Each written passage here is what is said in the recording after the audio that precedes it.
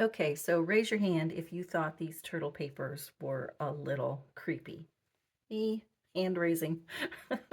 But then I saw more and more people do some very fun, creative things with it. And then I looked a little bit closer at the turtles here on this page, and this one right here, I thought would be perfect for these pictures that I have of my granddaughter on a recent camping trip. So I want to make a double page layout today using the turtles from this turtle paper, these pictures, and this title. So I am going to combine those with the Weekend Adventures kit. So let me clear this off and let's get started and let's watch how this all comes together. Okay, so I did decide to bring out the papers from the Weekend Adventures scrapbooking kit to use with my photos, and you'll see why in just a moment. And like I said, I have this title that I created on Cricut from an old Close to My Heart file. And I do have my two little photos here of my granddaughters looking through their telescope that I purchased for them on our recent camping trip. So I wanted to bring in the other photos, and this is going to be part of not an entire album, but there will be several scrapbook layouts. We recently went to, I don't know if you have ever heard of Hocking Hills here in Ohio. We recently took the kids on a quote camping trip. I say camping because we stayed in a very nice cabin, like a log home kind of a thing. But anyway, this was our first day, our first hike that we took. So that's why I thought this little turtle guy was perfect. And here you see I have fussy cut him out. The turtle did come with, there was a suite that has stamps and dies and all that kind of stuff, but I just wanted the paper, and I took advantage of the buy one get one special last month that Stampin' Up! Was doing, and I did get the turtle paper. But the paper overall wasn't the right colors and vibe for my photos. No worries, I will definitely find something to use for those in a future layout. So I am going to move this aside and bring in my 2 sheets of white willow cardstock so we can get started on the layout. I have my photos arranged in the layout that I want to use, and I should say that I am working off of a sketch from the creative design team, and this is their latest sketchbook. So I am sort of going off of this. I have a lot more photos, as you can see, but pretty much it's the same thing. And I wanted to bring in the different papers now from the Weekend Adventures kit. I think basically any of these papers would work. So what I'm thinking of first is this large piece right here, and then it extends over to the other side. So any of these papers would work, I think, under my photos. If I put my photos on there, that's nice because it makes the photos kind of pop off the page. All right, but maybe it's a little bit too small for what I want. This wood grain paper is nice. Obviously, it brings in the wood from the trees in the background, and that is very nice. I do like that. Like I said, any of these photos would work. Papers. There's this buffalo check pattern. Okay, that works too. I like how the orange pops against the blues in what seems like everybody is wearing blue. All right, I do like that. Like I said, all the choices work. Sometimes it's hard to have too many choices, isn't it? I don't like the black stripe. It's okay, and the pictures do pop off of that, but maybe it's just a little bit too dark. And I wanted to keep kind of with the woodland theme. So then it has this paper, which I thought was absolutely perfect with all the little hiking footprints and the compass, little bear tracks. And I thought, yeah, that one really works with all of the photos. And it is what we're doing. We're hiking. So yeah, I really like the way that one looks. So we're going to use that one as this piece here. And then there was a space for a long title and these other pieces of pattern paper. If you want to use pattern paper or if you want to use something else, you can. Just plain cardstock. You could use the two-tone cardstock and rough it up with sandpaper. But I decided to use the different pattern papers because they are so pretty. So then I did like this with the green little trees because it brings in all the green from the trees where we're hiking. And let's see, let's bring in that title because that's going to go, the title's going to go on there, and that kind of pops nicely. It's a nice background for that title. And then up here there is another smaller piece, and I thought this blue piece, kind of mimicking the sky, would look nice up here. All right, and then that means we'll be able to build a little embellishment cluster up here. And then of course this is going to be mimicked over on the other side. And there is a banner right here that goes across, and I do have an idea for that. So we'll get to that in a moment, but I'm going to go ahead and cut all these pieces down and then we will be right back.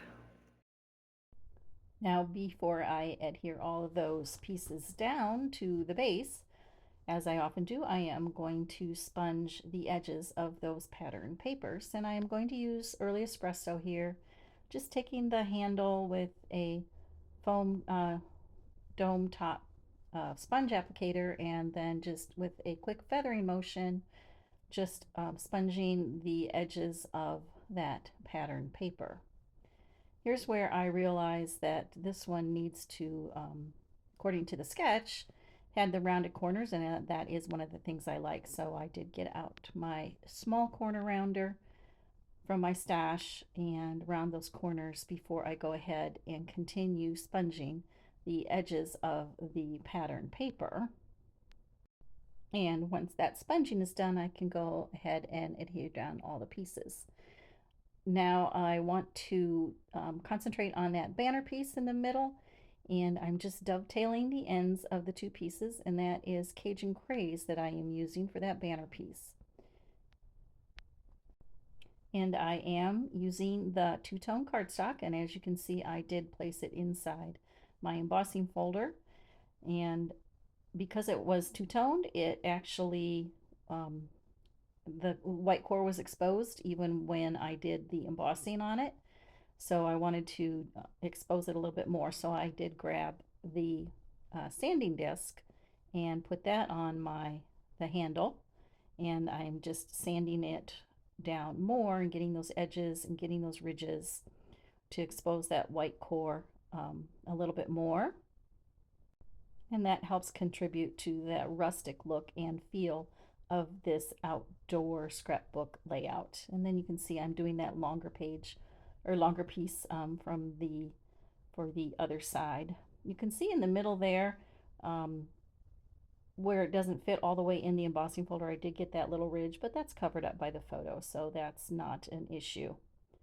Here I'm showing you I want to bring in the Outdoor Adventures stamp set, and I want to add a little bit of a subtitle, I guess, if you will, to that large title down there on the left hand side.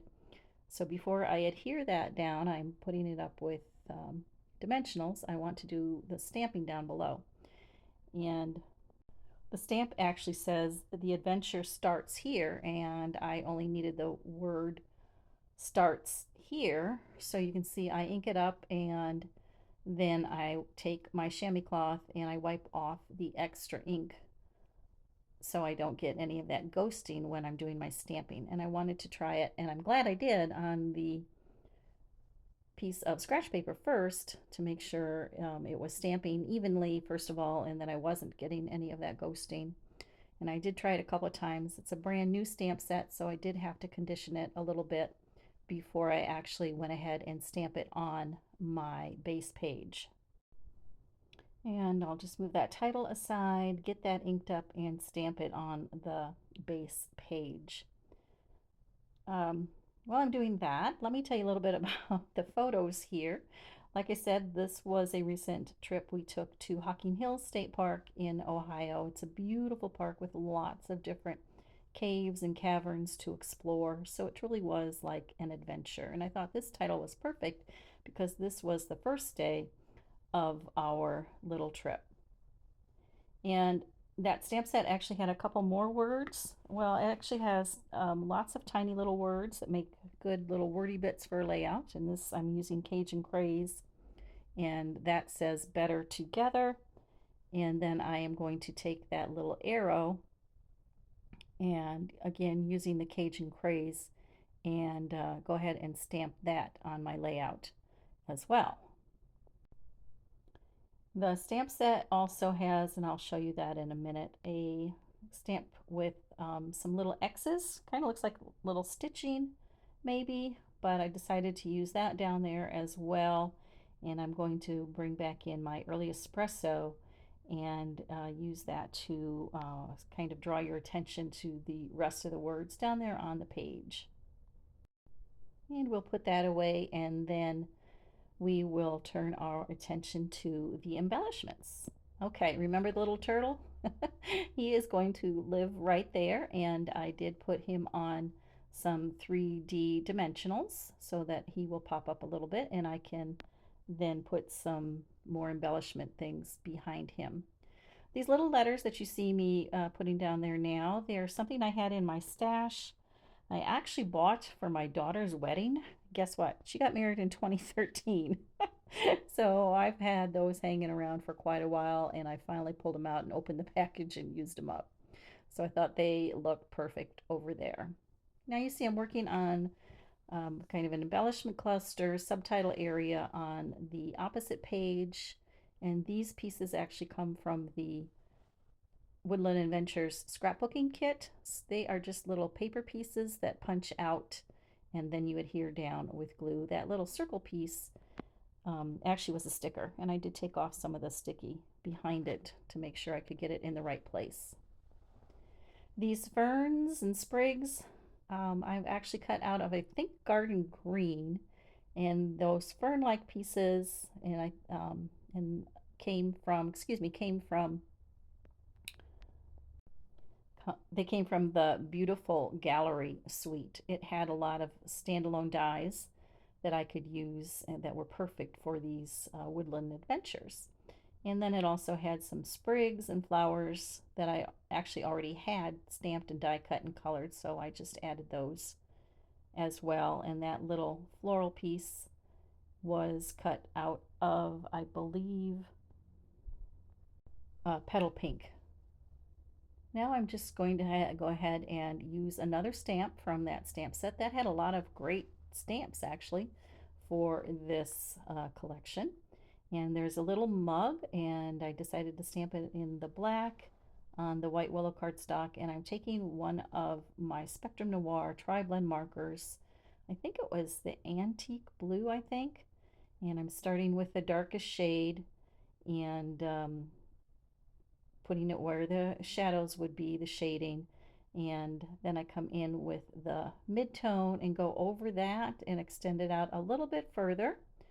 And then I take, you'll see in a moment, I take the light color marker and I go over the whole thing to blend it all back together. And then just for a little bit of emphasis, I come back in with my darkest shade to add some more shading. And then this does not have a die with it, so I do fussy cut it out, which is quite easy for this small little piece. There are some tiny little words that are meant to fit on that cup, so I just stamped the word enjoy, I believe. Yes, enjoy on the cup. Then I decided to go ahead and do these flowers. These flowers are meant to come from the cup, so I just stamped them in very quickly with just my regular brush markers, color those in very quickly. And I will have to fussy cut this out a little bit because like I said, there is no die for that. So I get that fussy cut, going to pop that on with my dimensionals and put it right there, cover up a little empty space. Now I'm bringing in some extra things from my stash, and this is from Simple Stories. I think it's called vintage woodland collection, I believe, and it has some really pretty puffy stickers that I wanted to add to some of those places in the different embellishment clusters. Then I'm getting out that stamp set again, the Woodland Adventure stamp set, and it had a little splatter stamp. I'm going to add that around to the different little embellishment clusters that you see here for a little added interest. And I believe I stamped that in basic beige. So it's just very subtle. It didn't stand out a lot because that is just a very light color. And then of course we need a little bit of shimmer and shine and splatter. So I'm taking one of my glimmer brushes, and this is in, I think that might be Jade. And like I said, these are from Close to My Heart and no longer available, but I will link below along with all the other shopping links to all the other products. I will link down below in my description box where you can find some of these shimmer brushes. I'm just adding a little bit to the different embellishment clusters and covering up my photos so I don't get anything on the photos. I'll go ahead and clean this up and put the supplies away, and then I will come and spread these out for you, and so you can see them side by side. And then I will hold this up so you can see the different textures and dimensions and stamping that I used in each one of the clusters. Don't forget, if you see something you like, check out that description box down below. I will have all the supplies listed, as well as the links where you can purchase the supplies if anything tickles your fancy and you want to put something in your shopping cart. Thanks for joining me today. Don't forget to give this video a thumbs up, and please hit that subscribe button if you're not subscribed already to subscribe to my channel, and hit the notification bell to be notified of every time I upload a video. Happy crafting!